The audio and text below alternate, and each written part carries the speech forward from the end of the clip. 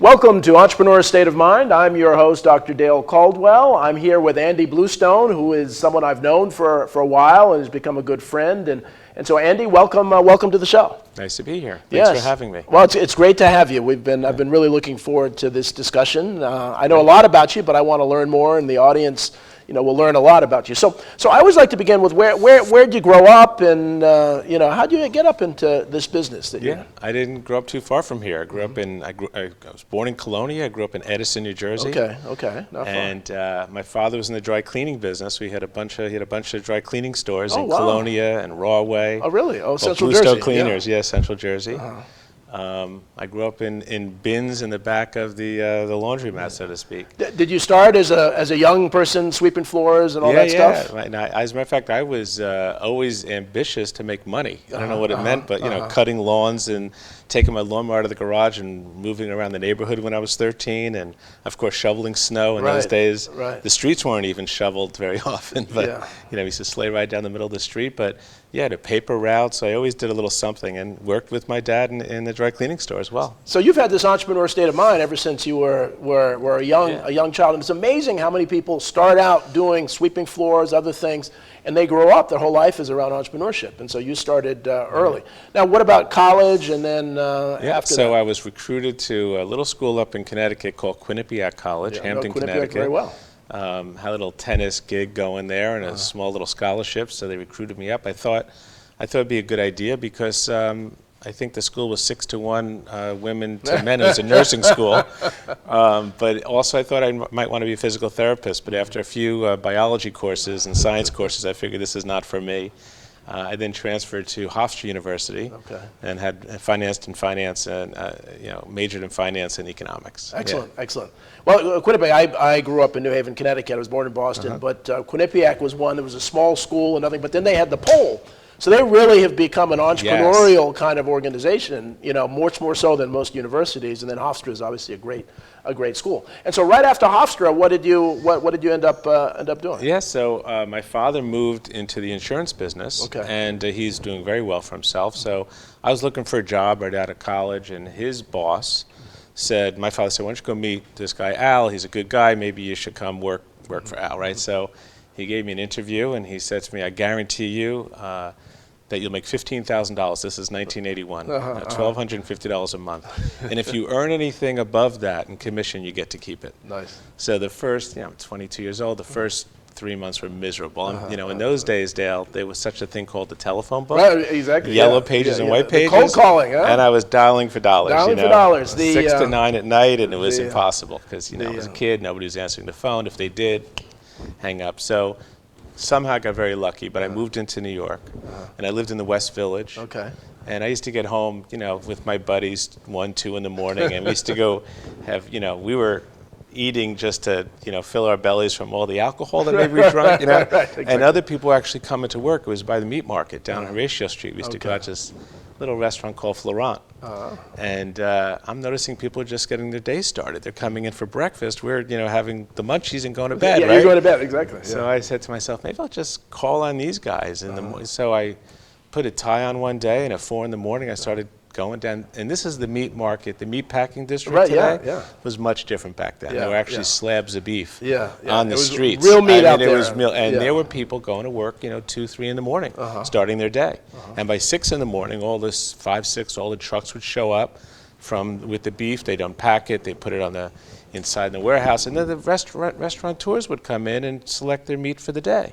All the top restaurant, chefs, right? So and you got a chance to see all that happen. I started knocking on doors at 4:35 in the morning, and you know what happened? Nobody else was doing that. Right. There were no salespeople knocking on doors, so I got very, very fortunate. I got into a little niche, and people start to gravitate to like me. I may spoke their language or something, I'm not sure, but create a little business out of that. So at the time, Al, said I started blowing out the numbers. $1,250 a month wasn't enough anymore. Right, exactly. So I doubled my income at age 22, and I was like off and running. So I was very lucky. But that's the entrepreneur state of mind. I mean, that's what this show is all about. Is really early on, and it's about doing things that nobody else is doing. Right? So often people are saying, and they go to these self-help books, well, how did Joe become successful? I'm going to do exactly what Joe did. No, you don't want to do what Joe did. You want to create your own thing. So that's really, okay, so from there, now let me ask you, your dad had the insurance business. What happened to the dry cleaners? Did he just sold? Oh, yeah, no, he sold that out. So in the Okay. 60s, late 60s, I don't know if you remember, but permanent press, all of a sudden people started wearing jeans. Right. And they weren't wearing linens anymore. It was like became as a hippie type of era or whatever. So the dry cleaning business became very difficult. Oh, and so he sold out. It made a huge revival in the 80s, dry cleaning, but it was a period of time where people were just wearing jeans and T-shirts. Right. What kind of thing. We're just discarding all of our suits. So he sold that business, and then he went into the insurance business. Interesting. Got me involved, yes. And so you start you're knocking it out of the park, you're doing real well. So what's next? What's next? Yeah, so then I started to say to myself, wait a second, I can't do all this by myself. So I started recruiting people to join me. So friends from high school, friends from college, family members, brought them into the business. And because I had this I had a network of people that we just had a lot of volume, a lot of leads, great opportunity. Now, was it your own business or just part of the business? So this was your own. At 25 years old, I started my own little unit within Al's company as general agency, and then from there, I became a general agent at age 30 with National Life of Vermont. National Life of Vermont is a small little mutual company up in Montpelier, Vermont. But I had known them over the years doing business with them, and they offered me a chance to be a general agent, which means I have a much different arrangement financially, different kind of contract. So we opened up an office in West Orange, in the Paragon Park there, by Essex Green, and started hiring financial advisors to join my firm. Interesting. Yeah. What did you look for when you were hiring folks? Did you look for people who had kind of chutzpah, the work ethic? What did you look for? I often think that entrepreneurship is a term that we use to start a big business. Right. Even a small business. Who's got that entrepreneurial talent to start a business? Well, what I realized is each one of us has the ability to be an entrepreneur, even in their own little business. So if you take a real estate agent, that person really is an entrepreneur in many ways. That person has to deal with their own schedule, has to find their own clientele, has to manage their daily activities, has to find new opportunities, do their own books, all these things, right? So they could be a single, solo entrepreneur. So what I always look for in financial advisors were people that had that skill to be able to manage their life, to be self-motivated, to have the ability to work with people in a sensible way and care for them at the same time. So, it's a talent you can't easily identify. But like you said earlier, people that have that feeling when they're a child that they just want to earn money. Teenager. They're just not sitting in front of the TV or playing video games, 24/7, right? So they just want to get out, make a difference, make some money, so it's really self-motivated kind of people are the people I was looking for. And people who want to manage their schedule, literally people who had the entrepreneur state of mind, who really did that. I know for me, the worst thing to do is to have someone watching over my schedule. To punch a clock is like the worst thing I can do. I'll do anything to work hard and make something happen. But the second you stifle that creativity, and that's what you had those creative folks. And but I think you need is to give those creative people some structure. So that they have the ability to take that structure and make it their own. Right? Even if it's a cold call telephone conversation or a first meeting with somebody. I always say to people that in any business, the first meeting, you're dealing with a suspect, someone who's suspicious, doesn't really know you. And then once they get comfortable or they're referred properly, they become a prospect. And then a prospect, if you develop it properly, becomes a client. Right? And then, a client can become an advocate, right? So what you really want to do is turn many of your prospects into advocates, and advocates will refer you to more business. So teaching skills, giving people the ability to learn how to do that, and at the same time be entrepreneurial, right? So we want to I try to give the framework on how to be successful. It's up to the person to individualize it and make it their own. Did you require, I worked after business school, I worked for, actually before business school, Dean Witter, which is now part of Morgan Stanley, that's how old I am, a long time ago. And we had the dial, you had to make 60 calls an hour. They'll dial for dollars. Did you set any kind of parameters of that and tell them how many calls they needed to make? Sure, of course. I mean, listen, activity leads to results. Right. So without that kind of activity, you're not going to get results, Right. whatever the number is, Yeah, 60, right. 100, 10. Right. So we always talk about activity. And so the activity is try to get yourself in front of, 6 to 8 people a week. That's at least one a day, sometimes 2 a day, and it gives yourself a chance to get somebody that's interested in learning more about what you do and learning on how you can help them accomplish their financial goals. Interesting. So, yeah. Interesting. So this is all great stuff. It still applies a little differently now with internet and other things, but it still applies. So you hire this team. They're doing well. You have become an expert in networking, and so clearly that's what you've been doing for much of your life. Right. And so where did it go from there? And I know you've written books and other things, but talk to me about that. Well, I really think networking is just natural. People say, "Oh, I don't want to always be working," and I say, "What do you mean by that?" Well, if I, join this club or go to this event or be part of the association, and I go to these evening events, I'm always working. I said, well, maybe they become your friends, these people that you're always working with. Right, exactly. Maybe they are your family. Maybe they're people that you want to get to know. So networking has this negative connotation, which is I don't want to be always working kind of thing. And the truth is, that's where most of our activity comes from, is from people, when you're in financial services, maybe other areas of business, or people that know and trust you. They want to do business with you, someone they can trust. So I'm a big believer in putting yourself out there in the right spaces to network, but also be available for somebody that wants to do business with you if they choose to, right? I also think there's some leadership involved with networking. Right. So it's one thing to join an association or join a chamber Right. or get involved in a non-for-profit. But then why not be a leader in that particular area? So join that board, be involved with decision-making when it comes to the association, the chamber, the non-for-profit, whatever area you think you want to network in, or at least expose yourself to and help other people. There are organizations in every community in New Jersey and throughout America that are basically networking communities. It's the Rotary Club. Right. It's the Chamber of Commerce. And why do people join these things? Because they want to help the community. But at the same time, get to know their neighbors, be of value to each other, help each other grow. And so there are huge organizations that have built networking systems like BNI and LaTip, where people meet first thing in the morning. The main reason is to get to know each other, network with each other, and give each other leads. So this is it's not a negative connotation. It's a very positive impact and influence on society, I think. Well, and I think, and we're going to take a commercial break in a second, but you need a natural curiosity. I mean, one of the reasons I love doing the show is I just love learning about people. You have to enjoy, so it's not a job. It's really coming out. I want to learn about the people, and I remember when I was in sales, there was a book called Joe Girardi, who was a #1 car salesman, and his rule was the rule of 150, that everybody knows 150 people. If you do well by those 150 people, and now it's bigger. This is before the internet. They're going to say good things about you. If you do poorly, they're going to say bad things about you. So that networking is. So when we come back, I want to talk a little bit about YPO. Great. Which you have been very, very active in. So we will be right back after the commercial break. This is Entrepreneur State of Mind, and we will see you in a few minutes.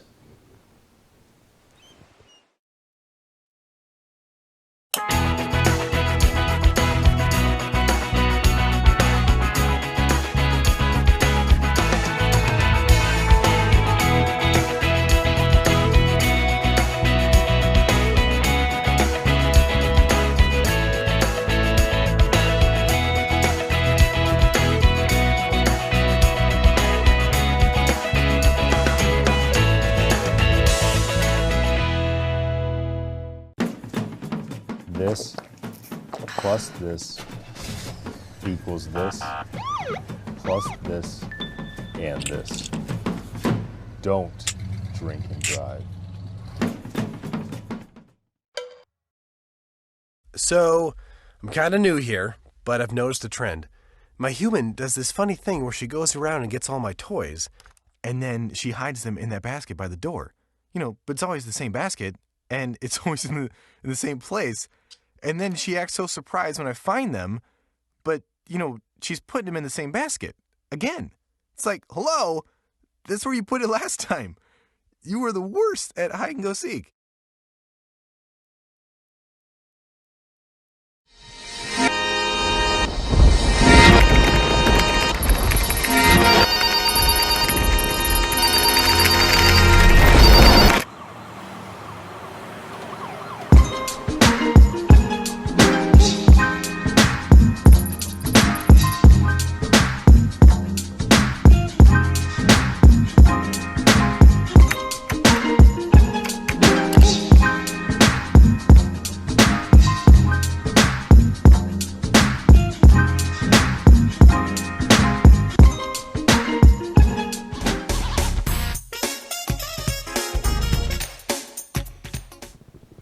Welcome back to Entrepreneur State of Mind. I'm your host, Dr. Dale Caldwell, with Andy Bluestone, and really we're learning. This is just a wonderful education about sales and initiative and inertia.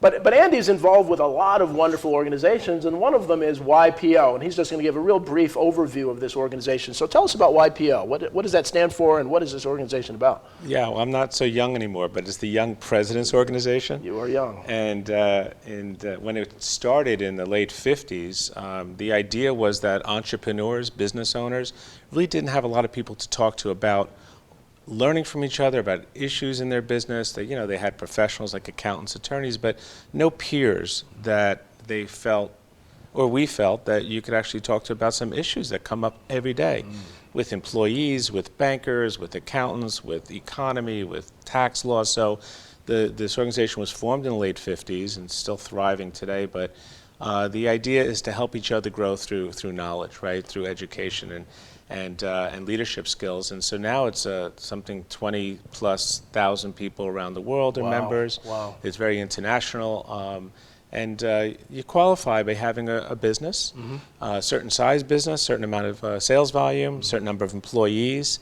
And by the time you're 50, you're sort of booted out, and then you join something called the WPO, which is the World Presidents Organization, which I'm in, but now they all merge together. So now we're called Gold, the Gold YPO, but I guess our golden years. But it is a wonderful organization for those people who want to learn about not just themselves, which you do, but other businesses and how it can relate to your own business and other ideas that maybe you haven't thought of.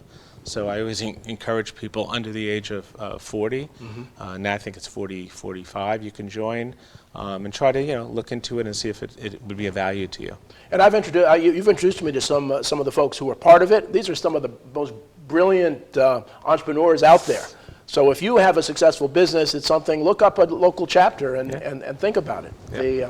All right, so now your company, Selective Benefits, tell us a little bit about what is that doing, and what are some of the benefits you have for organizations out there? Yeah, so as I've gotten older and changed my business model, we've changed over the years. So we're really in the money management business, but specifically in the retirement planning arena. Okay. And 80% of our monies that we manage are either 401k plans, 403b plans, 457 deferred compensation programs. Okay. And we're working with the plan sponsors and plan administrators. Okay. So we have thousands of participants in our plans. But we're working with the owners of a business or the plan sponsor. And what we do is we act as a co-fiduciary in a lot of our plans. Okay. We help manage the success of the plan through the fees that are associated with the participants that are engaged in saving money, through some of the record-keeping fees that we believe are still being overcharged. And most importantly, there are about 1,000 lawsuits around the country where fiduciaries are getting sued by participants, driven by class action suit lawyers, right? So it's just something that we've been really focused on the last 6 or 7 years, and our business is just thriving because of that. So for the audience, the 401k, which most people know, but what's a 403b, and just explain what are those different programs? So 401k program is under the ERISA guideline, which means that there are certain rules and regulations as a privately held company or public company that you have to follow if you offer this kind of retirement plan. Right? It's a defined contribution style plan, and it's prevalent now. Almost every company has it. As a matter of fact, in the state of New Jersey, there's a new law that went into effect in 2021 that requires now businesses that have 25 employees or more to offer a retirement plan. It's called a secure choice plan. So an alternative would be a 401k plan to what's required by the state of New Jersey. So that's the 401k arena. 403b is mostly education and non-for-profit. Okay. So school systems, colleges, non-for-profits that have retirement plans falls under code 403. Okay. And then the 457 code, which is for governmental and non-governmental too. There's deferred compensation programs, again, tax-deductible contributions, tax-deferred growth, mostly for public employees, police officers, firemen, public employees that work in municipalities, cities, or counties. So there's certain rules and regulations around a 457 platform of retirement. I mean, you explained that very well. Most people have no idea about that. Everyone knows 401k, but those other programs. So let's go back to what you just said. So you're saying that there are regulations and requirements now that you have to have a retirement plan. So for those of you who are out there, I mean, this is really important. And a lot of people, and there are penalties if you don't do that, right? That's correct. So in New Jersey, the law went into effect in March of 2021. Wow. So this is brand new. This is, a lot of people don't know about this. Yeah, it's called the New Jersey Secure Choice. New York just passed a very similar law. I don't know exactly when that's going into effect. I think maybe this year, but we're not sure yet. So there are now in our region, there are now government rules. If you have 25 employees or more, part-time or full-time, you must offer some type of retirement plan. Just like healthcare in a way. Right. You know, what the ACA did, right? So same kind of thing. So now the governments are getting involved, really helping everybody save for their future. Because at the end of the day, we're living longer lives, we're eating healthier. We can't always just rely on the government to support us with Social Security. Right. Well, and Social Security with the demographics is, you know, it's really not as stable as. So Andy, there, and we'll say again. So if somebody wants to reach out to you, if somebody's watching this, they have 25 employees, they say, I didn't know this. You know, how do they? What's your website, or how do they contact you? Yeah. So thank you for that little plug there. Yeah. No. I'm here to help people. So this helps actually. Folks. SBgroup.com. SBgroup.com. SelectiveBenefitsGroup.com. Okay. SB Group and. You could find me on my website. You'll see exactly how everything works. My email's abluestone@sbgroup.com. So, yeah, thank you for that. No, but this is real. I mean, really, it's really for the audience, because this is a real big deal. And retirement, you know, you've got to save. And now with you know the margins and the cost of living has gone up, it's hard for people to save. There's another little wrinkle to this whole thing. It's that employers could join together. It's called a multiple employer program, MEP. Okay. And it's like a collective. If you belong to an association, or you belong to a chamber, or any kind of group of people that are dues paying, there are now organizations, call them record keepers, that can actually put the group together under the current tax code that allow different employers, different industries to join together under one. Reduces fees, reduces liability, it gives the participant a broader spectrum of investment options, which is really important. Wow. So these are the kinds of things that are changing in the industry, especially when the governments are now putting in rules and requirements to start some kind of retirement plan at your corporation or your business. So let me stop you. So we, as you know, I'm the executive director of the Fairleigh Dickinson University Rothman Institute of Innovation and Entrepreneurship. And we've joined 17 chambers because we're really trying to be statewide and connect. So those chambers can benefit their membership by doing this. And is there a cost to the chamber, or how does that work? Yeah, there's no cost to the chamber at all. So no cost to the chamber to do this. Wow. Yeah, and so what the chamber's doing is saying, and this is not new, this has been happening in healthcare, it happens in other organizations like the Bar Association or the CPAs Association. They offer these group benefit plans that if you're a member, you could sign up for, right? So this is just now hitting the retirement arena in a big way. Okay. Yes. Okay. And so how do they get this started? Is it just meeting with you and kind of talking about how many members do you have and what do you do? We're actually here to educate the chambers, the associations, clubs, any group that has an association of some kind where there's dues paying members. Just educate them on what the options are. So we're here to help anybody at any time understand how that works. Excellent. And the program is called, what is it called again? Yeah, it's a multiple employer program. So multiple employer program. So any of you out there who are part of associations or chambers, ask about this multiple employer program. It could actually save you a lot of money and help your employees. And not many chambers are offering this kind of thing. Yeah. So we're hoping to get more traction to at least allow the members the opportunity to be in a multiple employer plan if they choose. And it's particularly timely now because after we come out of the pandemic, where they were doing Zoom, there are a lot of people who say, well, I can't afford to join a chamber anymore because my profit margin's gone down, and they're only doing Zoom stuff. I want to do in-person stuff. So now it's a good chance for chambers and other organizations to reconnect with membership by offering this kind of benefit that doesn't cost them, a lot to really get going. As a matter of fact, associations and chambers are looking to offer more and more to their membership.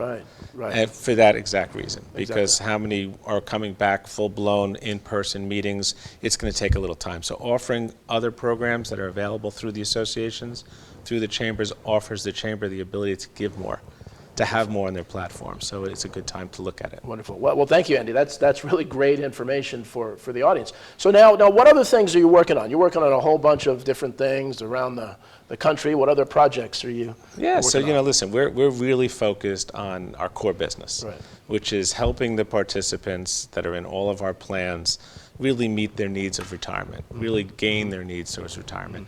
We also have a financial planning division of our company. I have a partner in the business that just handles the financial planning for individuals. Oh, really? For individuals? We do a lot Okay. of that. What's the minimum kind of net worth of the folks that you work with? Look, we deal with a lot of high net worth individuals, but Right. those individuals have friends and cousins and children, and so Right. we're not, looking at focused on high end, which a lot of firms do. Right.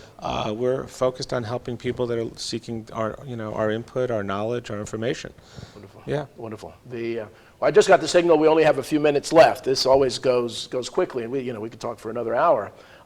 As we end, what kind of advice or what things would you like to say to the audience as we close up? Listen, I think at the end of the day, we're all in a very similar mode. Coming out of this pandemic, it's been challenging for many of us.